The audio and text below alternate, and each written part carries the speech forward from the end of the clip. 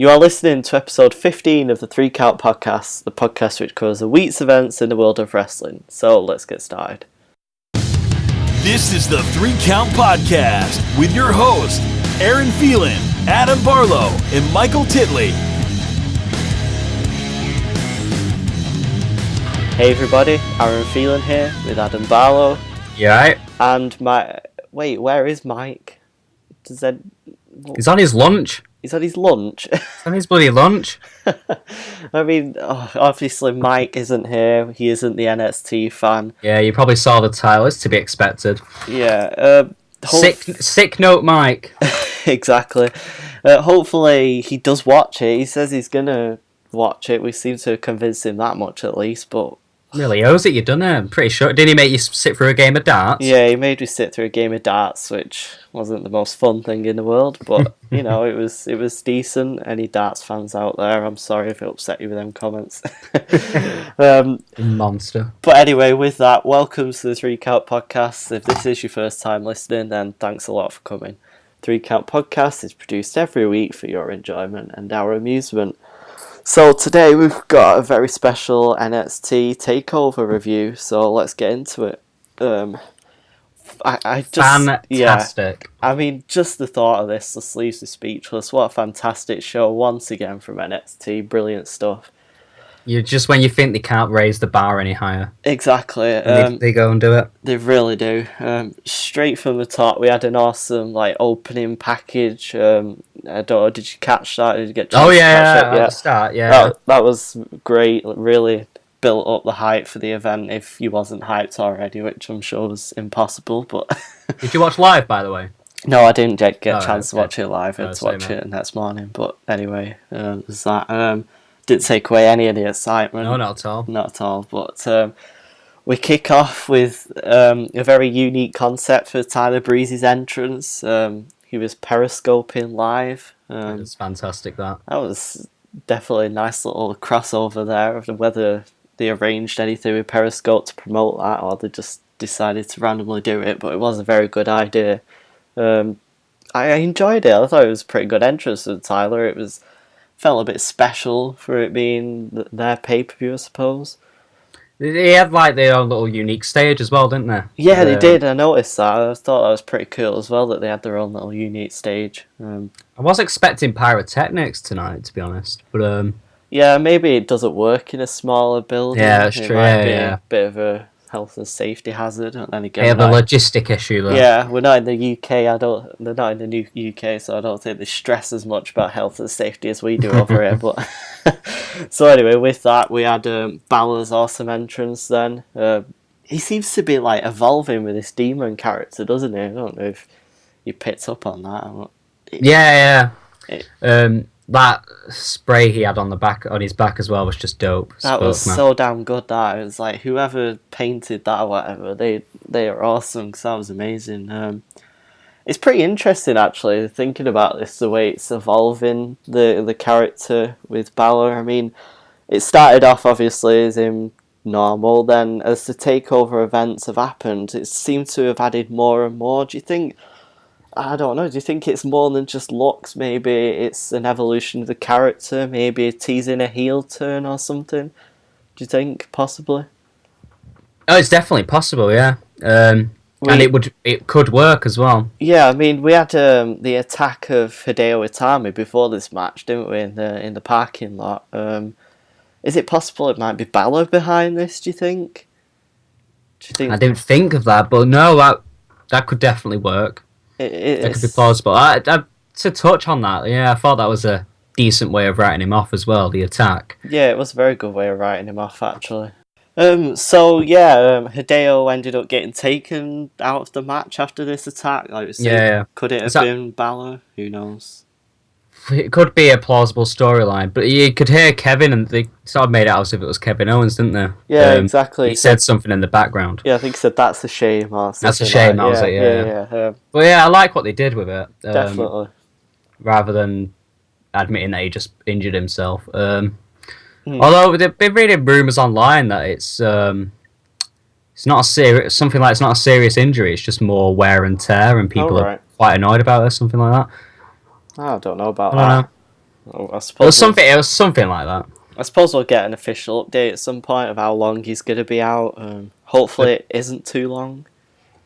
Oh, the predictions were 7 to 8 months, wasn't it? Yeah, they was the predictions, weren't they? But whether it, like you say, if it's not as serious we as could have a Cena recovery. let's hope. 2 months. So, so anyway, we did get into the match. I don't want to be like putting a dampener on anything, but I don't think I felt like this match was lacking Hideo. I don't know. I don't get me wrong, I loved it. Great. Yeah, it's because we were expecting. Yeah, it was a great match. Yeah, I feel like it did miss Hideo in the match. Yeah, definitely. Overall, it was a good match. I was happy with the result. They did what they could. Well, I'm gonna disagree. I thought Bree should have got it. Yeah, because I've seen Kevin Owens versus Finn Balor. Yeah, but you've got a fair point there, actually. And correct me if I'm wrong, but Breeze hasn't had a one-on-one match for the title yet. No, he hasn't. No. That's well, so I was expecting that they'd kill 2 birds with 1 stone, give us a new match that we haven't seen, Breeze versus Owens. That would be pretty interesting. Yeah, and exactly. Finally, Tyler Breeze gets his big break. Yeah.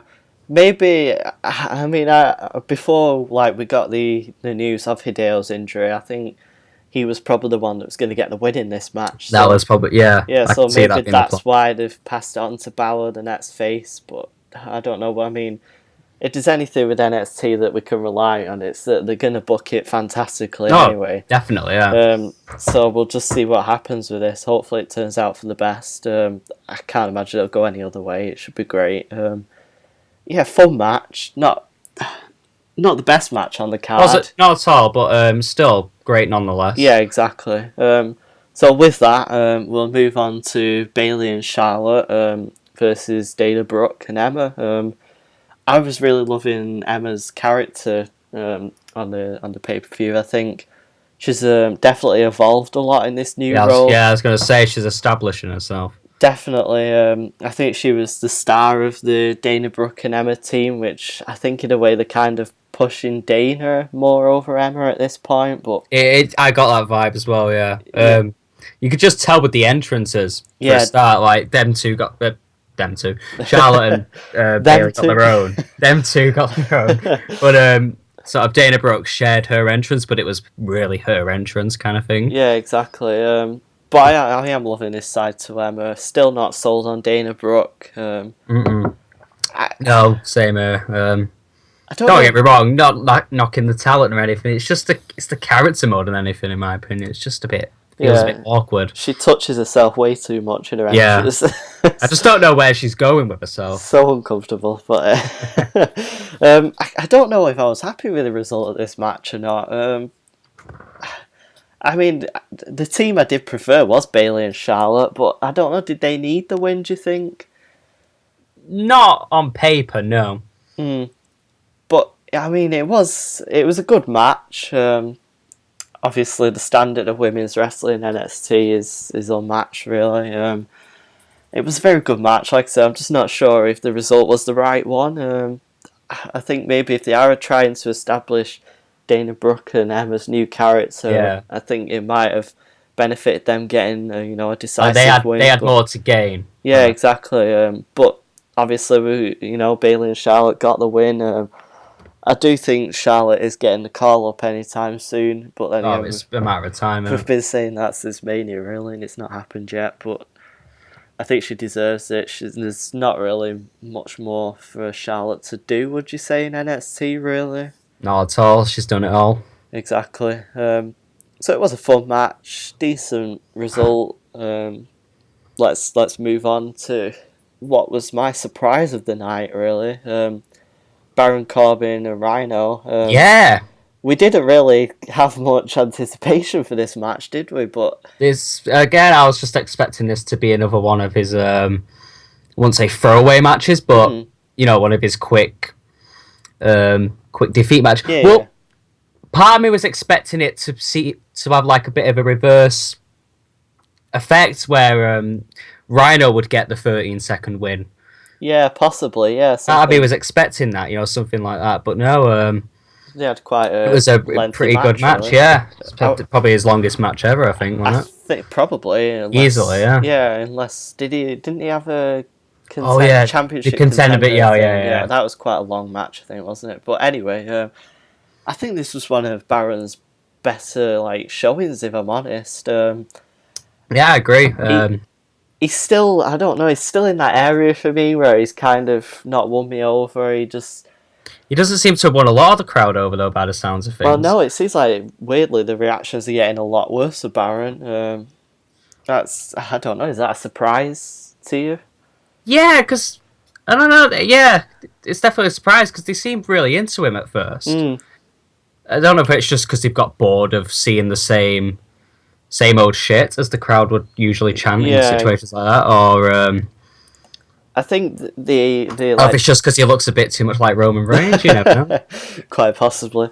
I think the era of squash victories, like Goldberg, I think them days are over now. I think crowds, especially with an NXT crowd, I was going to say that, especially with it, yeah. I think the crowds that are more invested into longer matches, technical matches, and I think that's what Baron's fault is kind of at the minute with NXT. So used to seeing solid quality wrestling matches, and then exactly all of a sudden they're giving this 13-second squash. It's a bit of a shock, isn't it? Yeah, exactly. But this match was actually, a pleasant surprise. It wasn't anywhere near as bad as what I thought it was going to be. It turned out to be pretty decent. Quite enjoyable, yeah. Catching end of days, I was really impressed by that. Yeah, it was very well. It wasn't really catching, was it? Wasn't it a clothesline? No, it wasn't. What am I thinking? Was it last week where? Yeah, you're going back to NXT last week there. Yeah, bloody hell. Rhino was going for the goal, wasn't he? And then he had a vicious clothesline. That was pretty impressive. And then picked him up for the end of days. It was a decent match. Happy with the result, I would say. I think if Baron needed it, really. I think Rhino's role in NXT has become quite apparent now. I think he's kind of Chris Jericho. Yeah, I was just going to say that. I think he's in the Jericho role, so it should be good to see if he still sticks around Rhino and what he does in the future. With that, I was expecting that match to be sort of last minute announced to be a no disqualification match. Yeah, that's. I'm surprised we don't really seem to get any gimmick matches over on the yellow brand. We don't indeed. I don't think it's really needed in NXT, to be honest. I think, well, actually, scrap that. I think what they do well with NXT is give it a stipulation when it's worthy of a stipulation. If you know what I mean? Definitely. When we had the ladder match, for the NXT Championship and things like that. I think they only do it on really big occasions. I think that helps keep the novelty of the matches. But like I said, actually, it would have been interesting if they've added a stipulation like no DQ last minute, but they didn't. And I don't think he needed it, really. No, it definitely didn't take anything away. It was just more of a surprise, because I remember his last takeover match was with Bull Dempsey in a no DQ match. I think it was his last one. And it just sort of gave it that fight feel kind of thing. Yeah. But no, I say it didn't take anything away at all. It's just surprising. Yeah. So next we have, well, in my opinion, upset of the night, really. We have Blake and Murphy defeating Enzo and Cass. I don't know if it's just me. I didn't see that ending coming from not at all anywhere. I was going to say surprise of the night, but then I remembered that would be a lie. More of that later. Yeah, it was very surprising though. I really didn't see that happening. I mean, I know I've seen a few people over on Reddit, if you watch NXT to work that one out, it was I watch it every week and I didn't see that coming at all. It was anyway, for anyone that didn't see what happened, we had Alexa Bliss coming out at the end of the match, costing Enzo the victory. He was up on the top rope ready to dive off to get the win, and she knocked him off the top, turning heel essentially. I don't know, I just didn't see this coming at all. Not at all. So the big question is, I suppose, do you think she can pull off a heel character? She just seems so cute and innocent. Do you see how quick that innocent and cute smile turned to evilness, though? Yeah. I think she's going to do very well in this role, actually. I think it's going to be interesting to see how she holds up with doing a complete opposite character.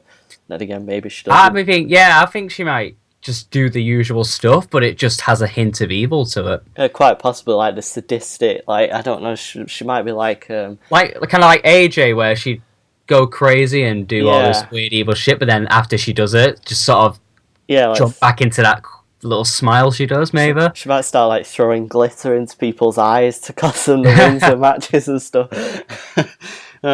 I see that. Yeah, we'll see what comes from this. Overall, that was a great match. It was very good, yeah. Enzo showed a lot of signs of improvement, really. I mean, he's never been fantastic in the ring, really, has he? But I think that was a great showing for Enzo.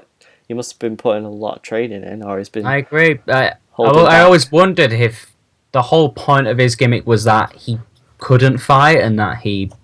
that's what the point of Big Cass was. He was sort of the fighter and he was the talker. But no, he showed some credibility in the ring tonight on the show, and I was impressed with him. They did the awesome DDT spot, didn't they? When he dived off the second rope, hit like tornado DDT. That was epic. Like, I don't know if it was Blake or Murphy that sold that, but whoever it was did a fantastic job of that. That was awesome. Sold it like a motherfucker. It did indeed. I'm going to say it was a bit surprising that Carmella wasn't the one to turn heel. I thought that may have happened, but no. I think that's just going to help push her even more as a face. I was just going to say that. Do you think this is going to cement her as more of a face? It's got to. Yeah. I mean, I don't recall hearing... For the first time ever, I don't recall hearing anyone booing her when she got her announcement. Yeah. I don't know if you heard anything, but... Not as much as usual, I don't think. Because you still hear some? Yeah, there was still some there. Yeah. But it wasn't anywhere near the level of like heat she usually gets. That's great. So it's definitely... It's obviously working what they're doing. Yeah, I mean, I don't think there's a reason really to hate Carmella anymore. Not at all. I could understand why they did at first, but... She's proven herself in the role, I think, now. Like, at the beginning, fair enough, she was just the person there to steal all the catchphrases and, look pretty. But I think she's kind of proved herself now in that role. She's took a life of her own with it, and I think it's working for her. But yeah, it's going to be interesting to see where this goes. I imagine we're going to get some sort of Carmella and Bliss feud now. I dig that. I mean, she has a dope theme. Seriously, Carmella, that is. Yeah, it is very good. It's one of those things that it'll help you remember how to spell fabulous. Yeah, it's like one of them that used to teach her at school, isn't it? How to spell things. That's great. So, shall we move on? Is there anything else to touch on with that? Nothing other than go on. Are you happy with the result? I think that's the key question. Well, I'm not happy that Enzo and Cassidy lost. I really was expecting them to win, get the big moment. But I suppose it's been sort of soothed over with the interesting outcome that we've got. Yeah. Like they've not just lost for the sake of losing. No. There's something to come out of it. Something that's gonna, affect the outcome in the long run kind of thing. So but just looking at it short term, I'm kind of disappointed with the result. Yeah. I mean, the next special's probably September-ish, is it? That's when they usually do it, isn't it? So they're every 4 months, aren't they? Yeah, so, I mean, do they save their big win for then, or is it going to happen? That's exactly what I've been wondering. I've been wondering if this is going to be sort of they'll win them at NXT, just a normal episode, or... Because I think it does kind of need to happen on a live special with them because the spoilers and everything. And the fact that it's just something we've been waiting for so long. Exactly, I think it's a moment that we deserve to see kind of happening live. But I guess we're going to see where it goes with these. Maybe they even get called up before they get a chance to win the titles. Who knows? They're another team that I'm scared of being called up. Just fearful of the bad booking. Exactly, and then we've got the inevitable breakup that's going to happen at some point. I'm kind of worried with that thing, but anyway, that's way down the line. That's why We don't need to worry about that for now. We just need to enjoy how good these two are with Carmella as well. So let's move on to which undoubtedly is absolutely the match of the night. Sasha Banks and Becky Lynch. Words can't describe this match. If I could sing Carmella's theme, I would. It's fantastic, seriously. Yeah. I saw a lot of people saying this is like one of the best women's matches of the year, or one of the best women's matches they've ever seen. I think it goes beyond that. I think this is probably one of the matches of any gender of the year. I really think that was impressive stuff from them too. Would you disagree? Not at all. They got plenty of time to go as well. I think they have way over 15 minutes.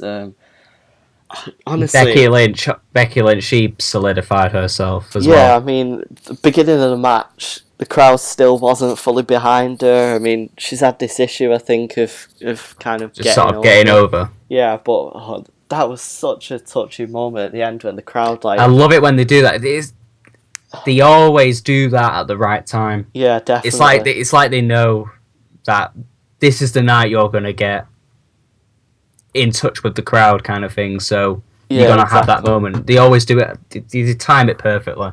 Yeah, it was so well done, and I loved the way the crowd started chanting a theme, trying to sing along with it, and they was giving the standing ovation. I thought that was just perfect for really one of. Well, I'm gonna say it's the best women's match I think I've ever seen. I can agree with that. I can't, off the top of my head at least, think of any better women's match from any promotion that I've ever. It's definitely the best I've seen in a long time, at least. Yeah, I'd definitely put that there. Yeah, definitely. It was so perfect how I can't remember the last time I've seen a match that the psychology was so perfect, and it just progressively got better and better as the match went on. Like, we started quite slow, the pace was quite slow, and it just kept picking up. It was everything a wrestling match should be. Picking up. We had the perfect psychology with, targeting the limbs and stuff, and they sold that all the way through, right to the end with even Sasha. False finishes. Yeah, exactly. And then we had the eventual victory, and Sasha kind of held her arm and told the referee to go and raise her other arm. I thought that was perfect. Yeah, I remember that now. Yeah, it was just, beautiful little subtle things. I mean, don't get me wrong, there was a couple of little slip-ups, like the dive through the suicide dive sort of thing, where Becky was supposed to catch Sasha. I don't think that went as smoothly as maybe they'd hoped it would, but it's nothing.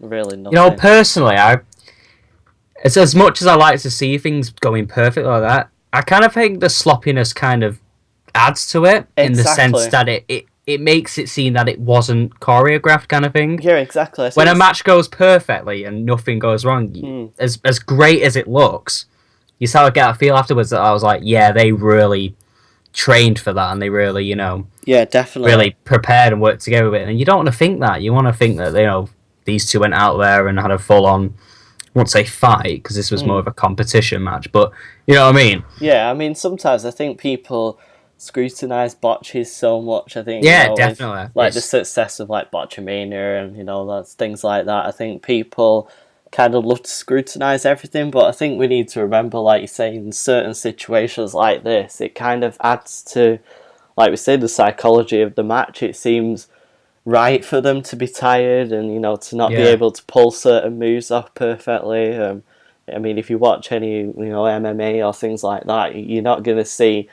perfect grappling at the end of a match. It's just not going to happen, and I think it translates well over to when things happen like this.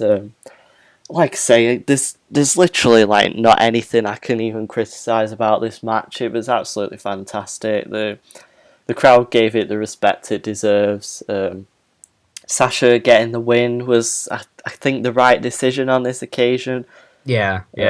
Becky's got plenty of time to win that title, and I think she will get it one day, but it didn't need to happen right there and then. I think that's one good thing about the NXT women's division is that the title doesn't jump around like hot potato like it does. It means a lot. The title. It's exactly, very yeah. prestigious. Did Becky's hair get brighter tonight? Well, on the show. But she went for more of a like steampunk sort of look, didn't she?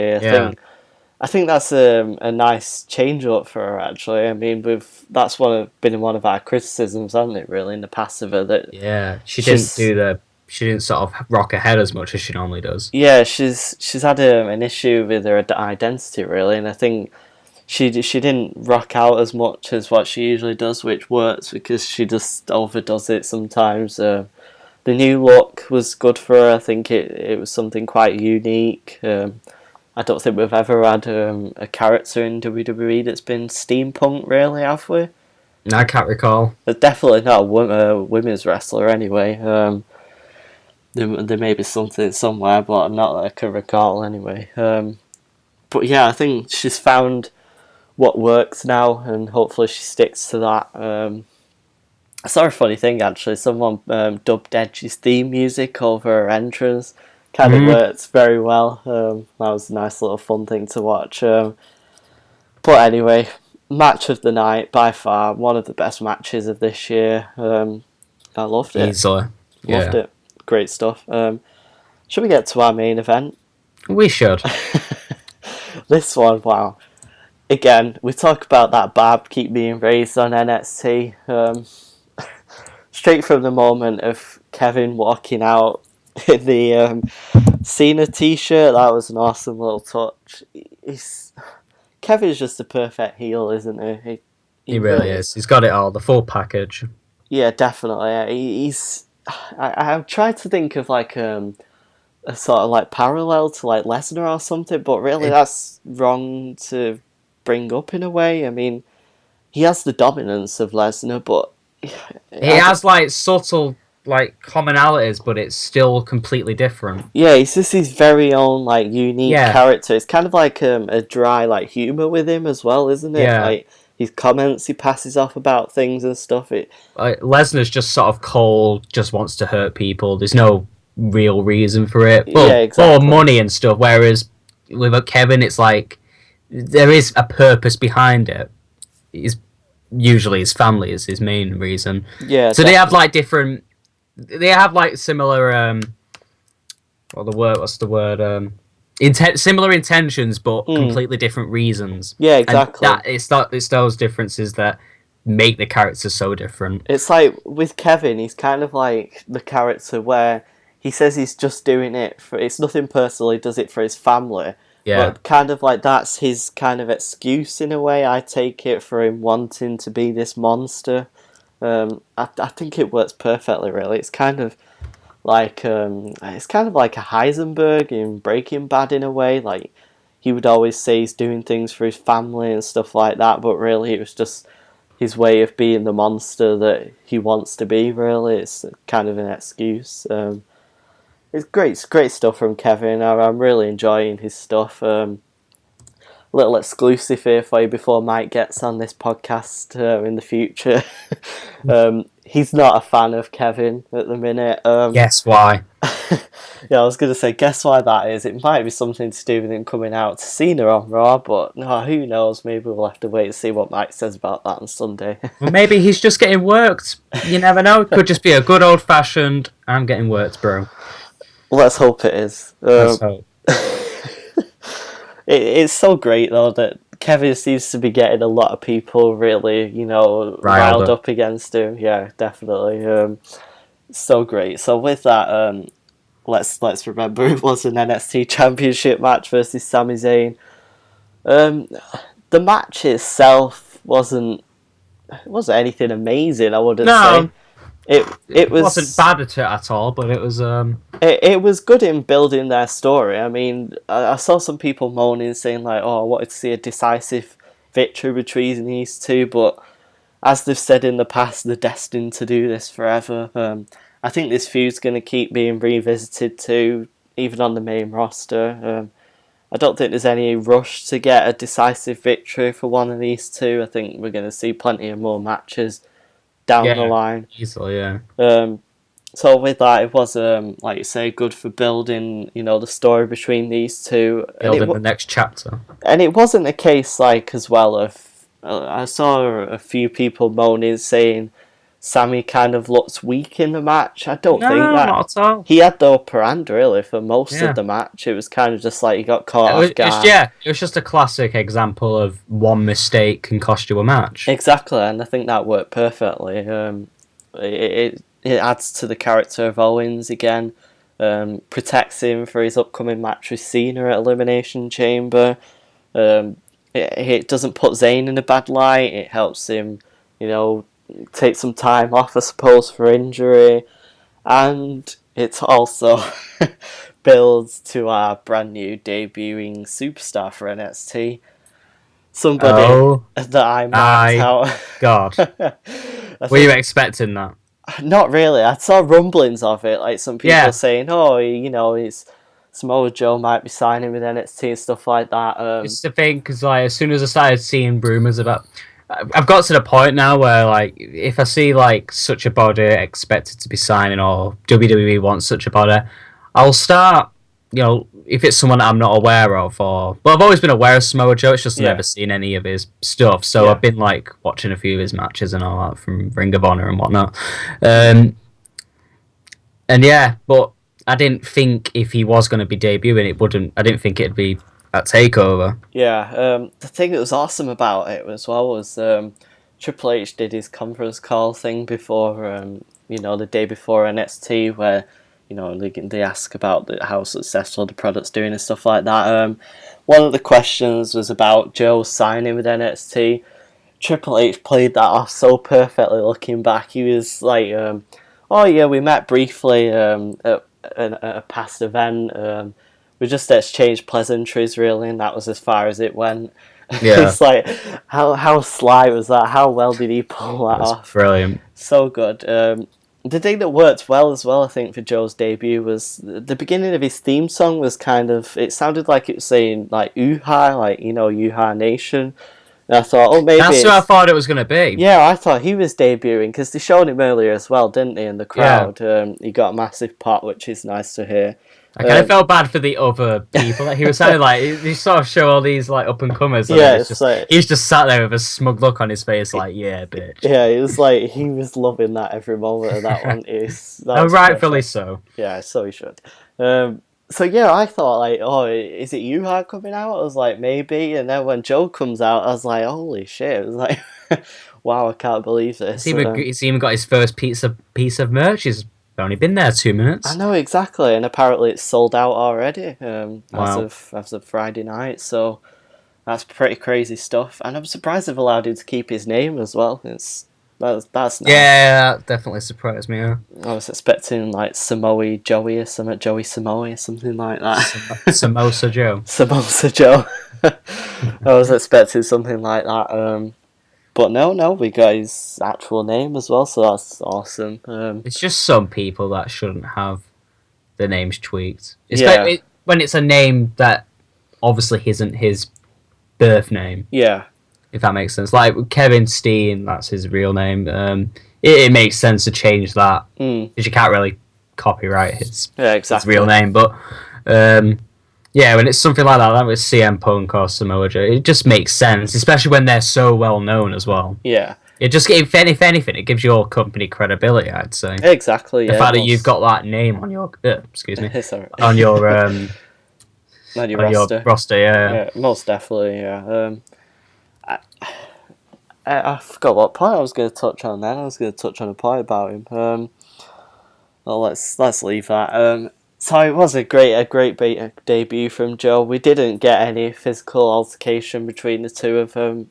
I think that kind of builds the hype that NXT does so great with, leaving you on a cliffhanger. Yeah, that crowd sold it so well as well. They definitely did. But especially with the "what a bummer" chant at the end of it. Yeah, I was trying to work out what that was at first. I thought it was saying like "motherfucker." I was like, "What?" Yeah, I thought they were saying something. And then I realised what they were saying. It was like, good one.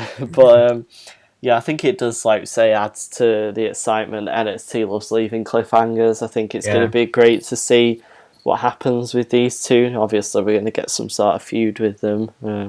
What the extent of that is, we don't know yet, because we don't even really know what the terms of Joe's contract is, because apparently it's not a traditional NXT contract. Yeah, I was reading that. Apparently it's like one of a kind, one of the first as well. Yeah. Where he's still allowed to do his events outside of WWE. Yeah, which is quite unique, really. Yeah. It's going to be interesting. Kind of like a TNA deal, really. Yeah, it's going to be interesting to see how this plays out, really. It would be awesome if he can still do both. I think that would bring something new to NXT, really. Imagine if they even incorporated that into storylines and things like that. That would be great. Yeah. I know Triple H said on his conference call that he's a lot more open-minded when it comes to Ring of Honor now. He did mention it by name and was discussing, the talents that was brought up from there. He said he's looking forward to, working with the talent that comes from there. So that's definitely positive for what we can see in the future happening. He's got the right mind for this business. He's got such the right mind. Excites me for the future. Definitely, it really does. I know a lot of people say they're concerned about the future when Vince is no longer around to run the main company, but I think they're in safe hands with Triple H. If NXT is anything to go by. Of course, it is a bigger platform by miles, but I'm sure he can handle it. He's not on his own. He's got Stephanie, with him, and the rest of the McMahons. If Shane decides to come back, who knows? But that's not to worry about right now. So that pretty much sums us up, really. I was gonna we should have a quick kudos to the crowd, I think. Oh, definitely. They actually amused me. Did you see that guy in the front? Every time a holy shit chant started, his son. He joined in, but he was covering his child's ear up. Was so cool. He's a great guy. He's actually a Reddit user over on there. And is it? Yeah, he posts a lot, and he gets a lot of praise from people on there. He always gets to take his son, to all the tapers and stuff. It's pretty cool. I thought that was so awesome. Cute. Yeah, it was so awesome that he's covering his son's ears and holy shit, it was so good. Well, yeah, that crowd in general though. I think one of my highlights was "Please Don't Die" to Finn Balor when he climbed the. We didn't really talk about it. No, we didn't actually. Where he climbed the stage and. He dived. He hit the flying nothing. Nothing. Yeah, because we always get the spot, don't we? Where someone dives off the top rope and does a flying nothing, where it doesn't look like they're going to hit anything, just to be reversed. They just sort of drop themselves off, really, don't they? Yeah, it's and he finally hit it. Someone hit it, so that was. I don't know. It was. I liked the spot, but it wasn't really that high up, was it? Really? No, not really. For what it was as well. All it was really was just a little sort of drop onto him kind of thing. But it's nice to see them interacting with the stage. Yeah, I was going to say that. It was nonetheless, it was a nice spot. Yeah. Oh, another thing that was awesome at the pay-per-view as well was when they showed Eva Marie on camera. Michael, tell Mike that she was on it. I'll get him in. Yeah, definitely. It was so awkwardly hilarious. She just didn't seem to know where she was, did she? She was staring around, and then she stood up dead slowly and did she should blow a kiss or something. It was I think she did, yeah. That was so awkward. At least the crowd didn't boo her. There's that at least, but it was so awkwardly funny that. Is there anything else you want to touch on with the pay-per-view apart from it being fantastic? I don't think so, but I'll just say it again. It was absolutely fantastic. Honestly, if you listen to this podcast and don't watch NXT, which I'm sure there's not really any of you listening to this that doesn't watch it. That would be quite ridiculous, wouldn't it? Exactly. But if you don't watch it, you really should be doing, as we always encourage you to. It's probably arguably the best wrestling product out there right now. Just when you think Raw's awesome for a few weeks, you get something like this that comes along that shows you that it can be even better still. On a consistent basis. Definitely. Fantastic stuff from NXT. Looking forward to seeing where they go in the future. Obviously, it's only going to be up. So, with that, we'd like to thank you for listening. Thank you very much. We hope you enjoy your NXT watching in the future. We will be back with our weekly reviews. Mike will be back. Boo. Woo! Oh, yes. Yeah, boo. Nice shout out for you there, Mike.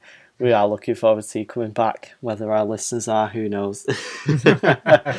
Thank you to our Podbean listeners, and for wherever else you are catching us, be sure to stay tuned, subscribe to us. Thanks for listening. Good night, guys. You've been listening to the 3 Count Podcast. Be sure to tune in next week for more weekly wrestling roundup.